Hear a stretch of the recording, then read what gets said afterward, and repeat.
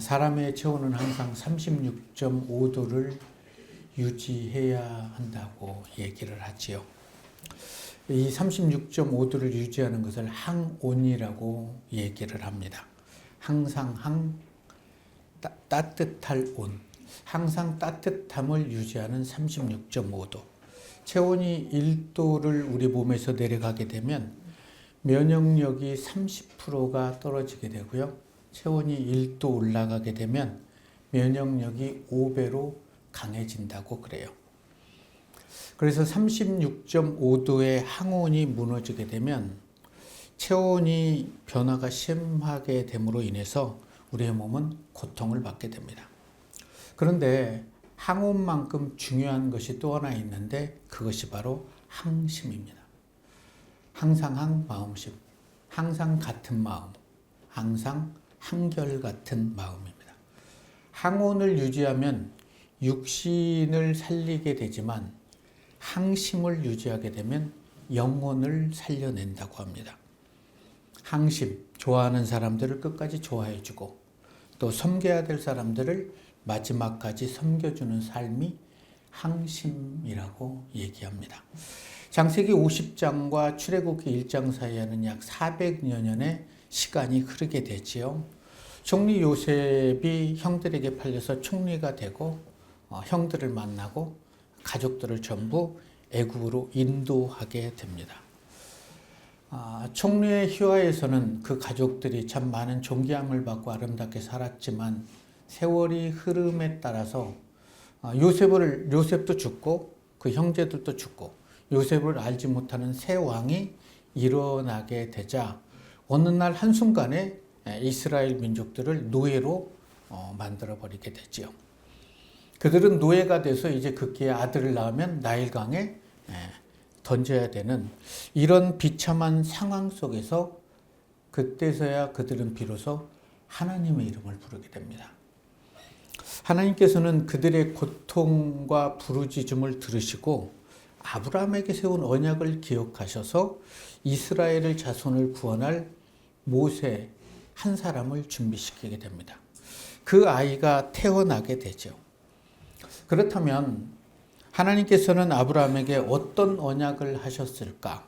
하나님의 부르심을 받은 아브라함은 갈대아 우르에서 하란으로, 하란에서 가나안으로, 가나안에서 애굽으로, 애굽에서 다시 가나안으로 오게 됩니다. 10여 년 동안 아이를 낳지 못해요. 그래서 하소연을 하죠. 하나님이 내가 너에게 복을 주겠다 그러니까 무슨 복을 주시겠습니까? 저는 자식이 없기 때문에 제 집에서 길린 종 다메섹이 나의 후견자가 될 것입니다. 라고 이렇게 얘기를 하자 하나님은 아브라함의 말을 들은 이후에 그가 너의 상속자가 아니라 내 몸에서 날 자가 내 상속자가 될 거야 라는 말씀과 함께 내 자손이 이방에서 객이 될 것이다. 그래서 그들을 섬기겠고 그들은 400년 동안 내 자손들을 괴롭히게 될 거다. 그러나 400년이 지나면 내가 그 나라를 징벌하겠다. 그때 너희는 내 자손들은 큰 재물을 가지고 나오게 될 거야 라는 이런 손에 잡히지 않는 400년 후의 일들을 하나님의 말씀을 듣고 아브라함은 어떻게 과연 반응을 했을까? 아무것도 보이지 않는, 아무것도 손에 잡히지 않는 상황에서 아브라함은 하나님의 말씀을 믿음으로 하나님이 의로 여겼다라고 성경은 기록합니다. 하나님께서 아브라함에게 하신 언약을 이루어 주시기 위해서 레이의 아들 고핫, 그 고핫의 아들 아므람과 그 아내 요게벳을 통해서 한 아이를 태어나게 하는데 그 아이가 모세가 되는 것이죠. 출애굽의 영웅 모세입니다.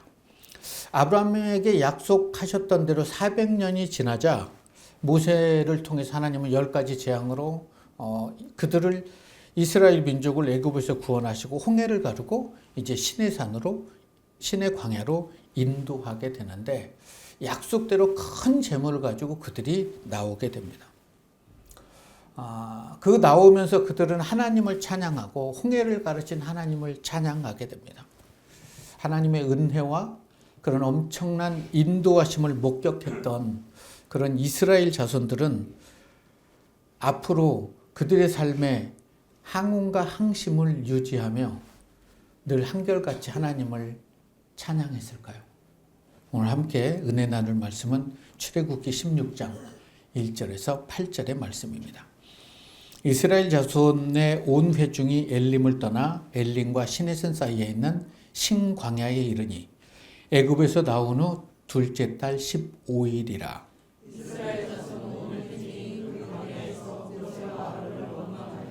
이스라엘 자손이 그들에게 이르되 우리가 애굽 땅에서 고기 가마 곁에 앉아 있던 때와 떡을 배불리 먹던 때에 여호와의 손에 죽었더라면 좋았을 것을.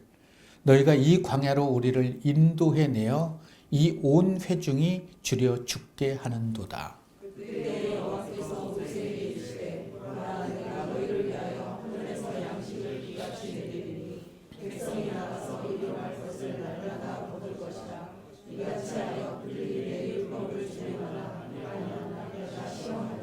여섯째 날에는 그들이 그 거둔 것을 준비할지니 날마다 거두던 것에 갑절이 되리라.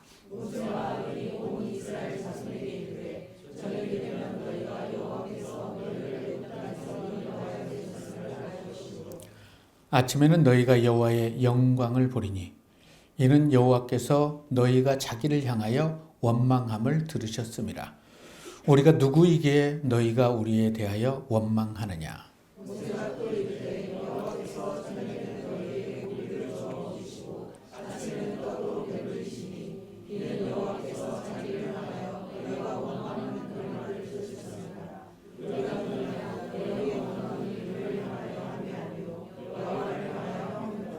아멘.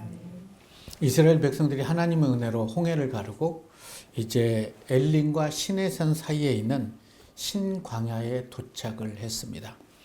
이때가 성경은 애굽에서 나온 지 한 달 반이라고 얘기를 하죠. 45일이 지난 동안 애굽에서 가지고 온 모든 양식을 다 먹었나 봐요. 물론 뭐 양과 소나 가축들은 있었지만 그것이 떨어지자 이스라엘 백성들은 항온과 항심을 빼앗겨 버리게 됩니다. 그래서 모세와 아론을 향해서 3절의 말씀을 통하면 원망을 하게 되죠. 이스라엘 자손들이 그들에게 이르되 우리가 애굽 땅에서 고기 가마 곁에 앉아 있을 때와 떡을 배불리 먹었던 때에 여호와의 손에 죽었더라면 좋았을 것을. 참 씁쓸한 원망이죠. 그런데 너희가 이 광야로 우리를 인도하여 내어 이 온 회중을 굶어 죽게 하는구나 라고 얘기를 합니다. 하나님의 은혜로 애굽에서 해방돼서 어린 양의 피로써 구속받은 하나님의 백성이 하나님의 은혜에 감사해서 한결같은 마음, 항심을 유지해야 했음에도 불구하고 애굽에서 종노릇하고 있을 때나 애굽에서 떠나 나온 지금이나 그들의 생각과 가치관은 똑같았다는 거예요. 신앙생활을 하시면서 항온과 항심을 유지한다는 것, 참 쉬운 일은 아니라고 생각을 합니다. 지금 이스라엘 백성들은 애굽에서 떠난 것이 하나님의 뜻이 아니다라고 모세에게 반박을 합니다. 이스라엘 백성들이 이곳까지 인도하신 하나님의 뜻이 무엇인지를 고민하고 그 뜻을 하나님께 묻기보다는 무엇이 안전하고 무엇이 어떻게 우리가 배불리 먹을 수 있는가에 마음을 빼앗겼다는 거죠. 이들의 삶에서는 하나님의 뜻보다는 먹고 사는 것이 중요한 거예요. 내가 추구하는 목적을 이루는 것이 하나님의 뜻을 이루는 것보다 중요했던 거죠. 그렇게 되면 누가 나의 주인인가? 나는 세상에 속했는가? 아니면 하나님께 속했는가? 10가지의 재앙과 홍해를 갈랐어요. 그리고 하나님의 많은 기적과 체험을 그들은 몸소 경험했음에도 원망과 불평을 안고 살아가는 이유가 있다면 그것은 뭘까? 그들의 삶에서 애굽을 내려놓지 못하기 때문이죠. 자, 그렇다면 그들의 애굽 생활은 그들에게 행복을 주었을까요? 애굽은 그들에게 꿈과 미래를 주는 곳이었을까요? 한 걸음 더 나아가서 그들의 후손들에게 애굽은 하나님의 은혜를 건져 올릴 수 있는 꿈과 희망이 있는 땅이었을까요? 그들이 애굽으로 돌아가면요, 후손들에게 물려줄 것은 노예 생활이었습니다. 우리 또한 신앙생활하면서 기적을 체험하기도 하고요, 병을 낫는 체험을 하기도 할 때도 있죠. 그렇다 할지라도 하나님께 내 삶을 온전히 맡기지 못한다면 내 삶의 주인이 예수가 아니고 내가 되어버릴 수가 있다는 거예요. 7절 오늘 본문의 말씀 8절 그리고 9절 12절을 살펴보면 계속 반복돼서 하나님께서 원망하는 소리를 들었다라고 기록합니다. 이렇듯 하나님을 믿지 못해서 원망하고 불평하는 이스라엘 백성들에게 하나님의 반응은 어땠을까요? 하나님의 반응이 의외였어요. 자기를 향하여 너희가 원망하는 그 말을 하나님께서 들으시고 그들의 필요를 채워주셨다는 거죠. 하늘에서 만나를 내려주셨어요. 하나님께서는 이스라엘 백성들을 위해서 홍해를 가르시고 그들을 건너게 하신 이후에 애국 군대를 바다에서 몰살시켰죠. 바로 앞장이 출애굽기 15장인데 애국 군대를 몰살하고 마른 땅으로 홍해를 건넌 이후에 이스라엘 백성들은 춤을 추고 소고를 치면서 하나님을 찬양합니다. 그리고 행진하다가 마라에 이르게 됐는데 그곳에서 물을 마셨는데 물이 쓴 거예요. 물이 쓰다는 그거 하나로 다시 모세와 아론을 원망하게 됩니다. 이랬을 때 그런 상황에서 이스라엘 백성들이 할 수 있었던 일은 지금까지 인도하신 하나님께 하나님, 우리 물이 필요해요 라고 말씀하면 하나님이 그들에게 물을 해결해 주셨을 거예요. 먹을 것이 떨어졌어요 라고 하면 그것을 채워주셨을 거예요. 근데 그들은 원망해요. 그때도 하나님은 모세가 하나님께 간구하니까 한 나무를 가리키죠. 그 나무를 그 물에 던지니까 물이 달게 변했어요. 쓴물이 단물로 변하더라는 거죠. 우리의 인생이 쓴물이라면 그것을 가지고 원망하고 불평할 일이 아니라 하나님 달게 해주세요 라고 하시면 하나님이 그것을 가르쳐서 단물로 쓴맛 나는 인생을 단맛 나는 인생으로 변화시켜 줄 거예요. 그래서 한 해에는 원망과 불평을 삭제하고 필요를 채워달라고 기쁨으로 기도하시면 하나님이 그것을 채워주시게 됩니다. 그럴 때 우리는 한결같은 마음, 항원을 하나님 앞에서 유지하며 신앙생활을 할 수 있다는 거죠. 자, 그렇다면 여러분들이 신앙생활 하면서 항원과 항심을 유지하며 살아가고 계십니까? 내가 하나님의 말씀대로 살아갈 수 있음이 기쁨이 되십니까? 내가 하나님의 교회를 섬기는 게 감사로 피어나고 계십니까? 여러분, 광야 같은 세상에서 하나님과 동행하는 삶이 얼마나 은혜인지를 깨닫는 사람이 많지 않았어요. 애굽에서는 종일 일하고 채찍에 맞고 겨우 먹었어요. 광야에서는요, 아침에 눈을 뜨면요, 하늘에서 만나를 내려줘요. 고기 먹고 싶다면 메추리를 다 보내주는 거예요. 그런데 처음에는 그게 너무나 은혜가 되는데 그것도 타성에 젖으니까 항심을 유지하지 못하는 거예요. 항온을 유지하지 못해요. 온도가 생각의 온도도 그렇고 내 체온의 온도도 올라갔다 내려갔다 이렇게 하는 거예요.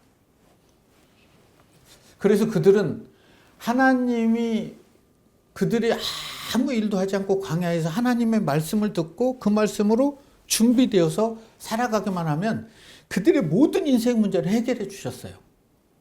그런데도 시간이 지남으로써 하나님께서 공급하신 만나를 하찮게 여겼다는 거예요. 여러분 혹시 예배드림을 처음에는 너무나 감사하잖아요. 우리가 구원받은 게 너무나 감사했잖아요. 내가 하나님을 섬긴다는 게 너무나 감사했는데 시간이 지나면 이게 꼭 왜 나만 해야 되지? 예배 한 번 안 드려도 뭐 별일도 없는데 꼭 드려야 되나? 이런 항심을 잃어버릴 때가 있지 않습니까? 그때가 은혜 받을 때예요. 그때가 하나님께 돌아올 때라 이 말이죠. 이들은 알았을까요? 하나님께서 주신 은혜를 감사하지 않고 원망하는 것이 얼마나 하나님의 마음을 아프게 하는지. 뿐만 아니라 자신들의 원망과 불평으로 인해서 광야가 그들 후손에게도 무덤이 되어버린 거예요. 아프죠? 2025년에 여러분의 삶 속에 원망과 불평을 그리스도 예수 앞에 내려놓을 수 있었으면 좋을 것 같아요. 처음 하나님의 은혜를 체험하고 또 기뻐하며 감사했던 그런 항온과 한결같은 마음, 항심을 유지하며 살아간다면 여러분뿐만이 아니라 여러분의 후손의 삶에 하나님의 은혜가 흐르게 될 거예요.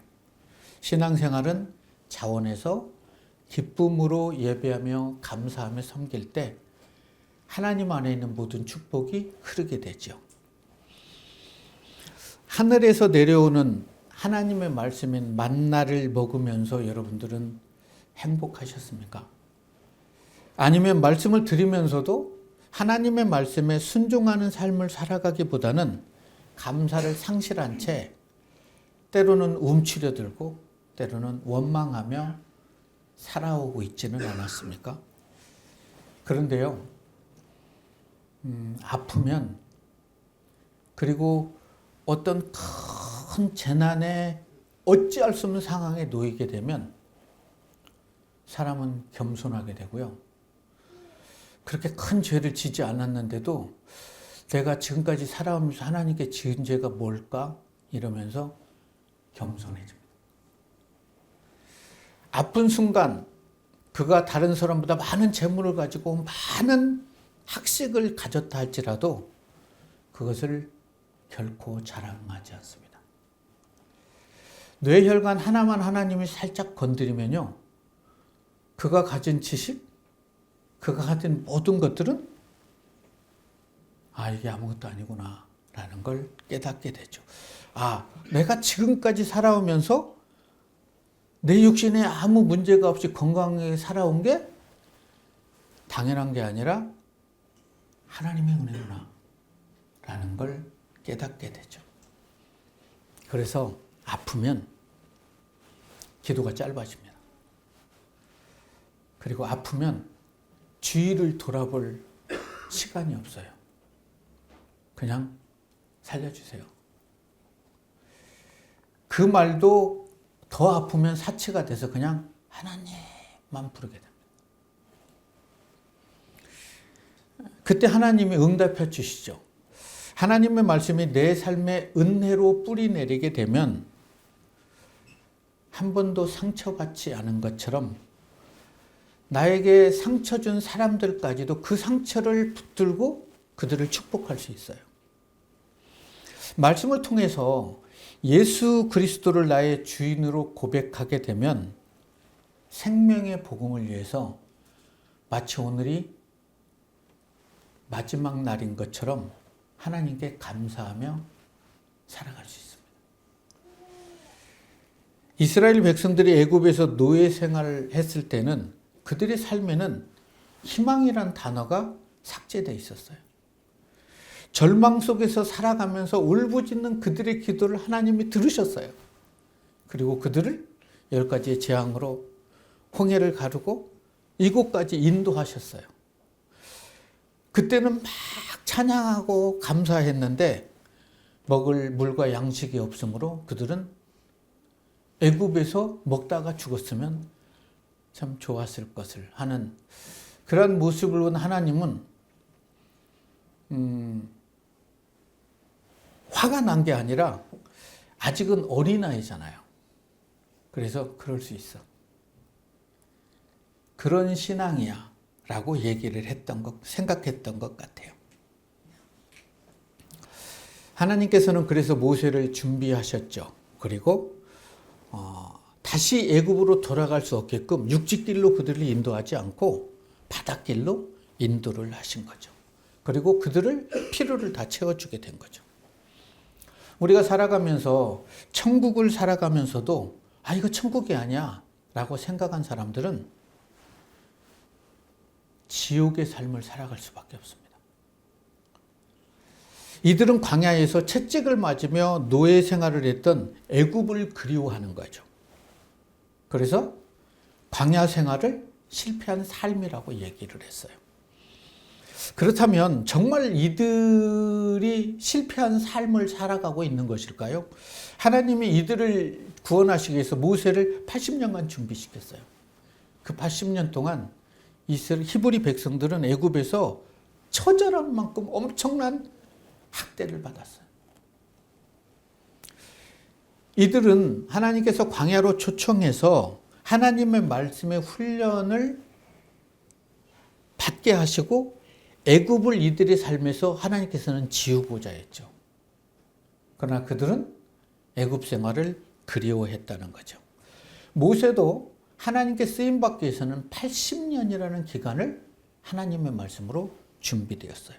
그래서 이들은 광야에서 하나님의 말씀의 훈련을 통해서 성장하는 법을 배워야 하지만 하나님의 사람으로 성장하고 준비되는 과정을 거부한 거죠. 이들의 모습 속에서 혹시 나의 모습은 있지 않는가? 우리가 신앙생활을 1년, 5년, 10년, 20년 하면서 하나님의 말씀으로 성장해서 누군가를 배려하고 섬기고 사랑하는 그런 삶이 은혜이고 축복임을 고백하면서 살아가고 있는가? 아니면 계속 애굽을 꿈꾸며 살아가고 있지는 않는가? 목회는 풍요롭다고 해서 행복한 것이 아닌 것 같아요. 행복해서 풍요로운 것도 아니에요. 그래서 없다고 또 행복하지 않는 것도 아닌 것 같아요. 그래서 목회는 때로는 눈물겨울 때도 많지만 눈부실 때도 있는 것 같아요. 나에게 엄청난 고난이 찾아올 때 그때 하나님의 이름을 부르게 되면 눈부시게 되죠. 백성들이 모세를 향해서 원망을 쏟아놓을 때 하나님께서는 모세의 마음을 어루만져 주시고 모세를 위로해 줍니다. 4절의 말씀을 보면 그들의 필요를 채워달라는 거죠. 보라, 내가 너희를 위하여 하늘에서 양식을 비같이 내리리니 백성이 나가서 일용할 양식을 날마다 거두게 될 것이다. 그냥 그들의 필요를 채워주는 거죠. 이같이 하여 그들이 내 율법을 준행하나 아니하나 내가 시험하겠다. 이들이 모세를 원망했던 이유는 하나님의 말씀에 옳고 그름이 아니었어요. 먹을 물과 떡, 내 자존심, 내 생각, 내가 살아가는 이유였단 말이죠. 그런데 그들이 가지고 있는 생각과 이유를 모두 허락해 준다면 그들의 입술에서 원망이 삭제되었을까요? 하나님께서 그들의 필요를 만나를 주고요, 물을 주시고요, 며칠하고요, 고기를 다 주셨어요. 그런 후에는 그들은 항심을 품고 살았을까요? 하나님은 이렇게 모세에게 말씀하면서 아무리 백성들이 너를 원망할지라도 그게 너를 원망한 게 아니라 나를 원망한 거다. 그러니까 마음 상해하지 마라. 마음 상해할 일이 아니라 그들의 필요를 채워주는 게 리더의 자세다라고 가르쳐 준 것 같아요. 이와 동일한 현상을 사무엘서에서도 볼 수가 있죠. 사무엘이 늙었어요. 그 아들들이 아버지와 같이 아름다운 목회를 하지 않아요. 장로들이 모두 몰려와서 당신은 늙었고 당신의 아들들은 행실이 좋지 않다. 그러니까 우리도 다른 나라처럼 왕을 세워달라. 신정시대를 거부하고 왕정시대를 하자는 거예요. 사무엘이 너무나 속상한 거예요. 그래서 하나님께 달려가서 하나님 이 일을 어떻게 해요? 라고 울부짖습니다. 그때 하나님이 얘기를 하죠. 사무엘, 백성이 내게 한 말을 다 들어라. 그들이 너를 버림이 아니라 나를 버려 자기들의 왕이 되지 못하게 했다. 라고 얘기를 해요. 오늘 본문의 말씀에서 계속 반복되는 단어가 있다면 원망을 들으셨다예요. 원망을 들으시면서 그들이 하는 원망은 하나님은 원망으로 듣지 않고 이거 필요해요 라고 들은 것 같아요. 그래서 그들의 필요를 채워주는 거죠. 삶의 순간순간에 내가 원하고 바라는 일이 이루어지지 않을 때 그냥 원망해도 하나님이 그 원망의 소리를 들어주시고 만나를 내려주시고 고기도 입에 물려주시지만 감사함으로 하나님께 간구할 수 있으면 좋을 것 같아요. 알프레드 디 수자의 시입니다. 사랑하라 한 번도 상처받지 않은 것처럼, 춤추라 아무도 보고 있지 않은 것처럼, 사랑하라 한 번도 상처받지 않은 것처럼, 노래하라 아무도 듣고 있지 않은 것처럼, 일하라 돈이 필요하지 않은 것처럼, 살라 오늘이 마지막 날인 것처럼. 저는 이 시가 하나님의 자녀인 우리가 하나님께 피어 올릴 수 있는 삶이었으면 좋겠다라는 생각을 갖습니다. 하나님 앞에서 지금까지 지내온 게 은혜임을 알고 감사함으로 춤을 출 수 있는 사람, 다윗처럼. 하나님 때문에 사람들에게 받은 많은 상처가 있다 하더라도 예수님처럼 한 번도 상처받지 않은 것처럼 저들이 알지 못해서 그러니까 저들의 죄를 용서하라고 기도할 수 있는 사람. 내게 행하신 하나님의 은혜가 너무 감사해서 하나님을 기쁨으로 찬양할 수 있는 사람. 나의 필요를 하나님이 채워줄 것을 믿고 신뢰함으로 아무것도 걱정하지 않고 최선을 다해서 하나님 앞에서 일을 할 수 있는 사람. 그리고 하나님 앞에서 마치 오늘이 마지막 날인 것처럼, 오늘 내가 주님을 만난다면 오늘 내 삶은, 여러분들의 각오는 달라질 거예요. 마지막 날인 것처럼 예배할 수 있는 사람. 새해 첫날에 묵상했던 말씀이죠. 빌립보서 4장 6절에서 7절의 말씀이죠. 아무것도 염려하지 말고 모든 일에 기도와 간구로 너희 구할 것을 감사함으로 하나님께 아뢰라. 그리하면 모든 지각이 뛰어나신 평강의 하나님이 그리스도 예수 안에서 너의 마음과 생각을 지키시리라. 어떤 상황 속에서도 2025년에는 주 안에서 기뻐하시기 바랍니다. 주 안에서 기뻐할 때 여러분의 삶의 원망과 불평은 자리를 잡을 수가 없어요. 그리고 지나온 삶의 감사를 우리가 끄집어낼 필요가 있죠. 하나님이 나에게 어떤 감사를 허락하셨는가? 하나님이 내 삶을 돌아보면서 지금까지 어떤 은혜를 허락하셨는가? 이것을 기억하는 사람. 그때 우리는 항온과 항심을 유지하며 살아갈 수 있습니다. 신앙생활 하면서 하나님을 믿고 하나님을 신실하게 예배함에도 불구하고 나의 의지와 상관없이 아픔과 고난이 찾아오기도 하고요. 삶의 무게가 너무 무거워서 포기하고 싶을 때도 있어요. 목회자도 마찬가지예요. 그때 세상을 바라보지 마시고 세상에 무릎 꿇지 마시고 하나님께 무릎 꿇으십시오. 하나님 살려주십시오. 하나님 저 이것이 필요한 것 같아요. 라고 기도할 수 있었으면 좋겠어요. 그때 모세에게 하나님이 들려주신 말씀으로 모세는 깨닫죠. 백성들이 나를 향해서 원망하면 그걸로 화내고 이럴 것이 아니라 하나님께 감사하며 백성들의 필요를 하나님께 얘기해야 되는구나를 모세는 깨닫게 돼요. 그래서 그 말씀을 깨달아서 육신을 살리는 항온과 영혼을 살리는 항심을 품고 모세는 눈도 흐리지 않고 120세가 되는데 기력도 쇠하지 않고 하나님의 품에 기쁘게 안길 수 있었죠. 너는 가나안을 건너지 못할 거야 라는 그 말에 왜 저만 빼는 거예요? 내가 이렇게 고생을 했는데 그러지 않고 감사합니다. 지금까지 지내온 게 은혜입니다. 이 앞뒤를 분간할 수 없는 이스라엘 백성들을 인도할 하나님의 사람을 세워주십시오 라고 하면서 마지막 세평의 유언설교를 신명기에서 하고 그는 기쁘게 주님의 품에 눈을 감게 됩니다.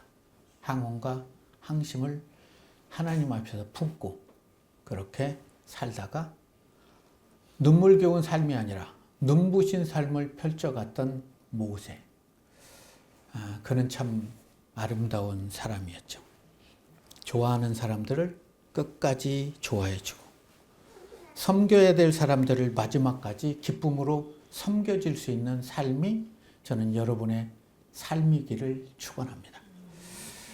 겨울을 이긴 봄이 아름답고 멋진 까닭은 온갖 바람의 변덕과 배반을 이긴 항심을 품었기 때문에 잎보다 꽃을 피워서 눈이 부실 수 있었던 거죠.